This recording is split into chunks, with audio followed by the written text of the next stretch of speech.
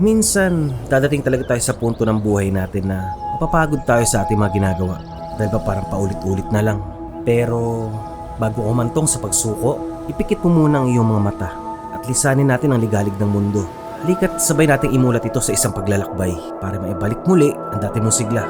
Tara, takas!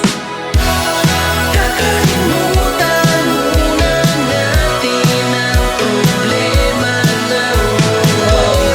Tigilan na muna natin ang pag-iisip. Hayaan natin umagos ang ligaya sa kalayaan. Takas tayo at magmawala. Takas Clean version is available now in all streaming platforms. Enjoy listening!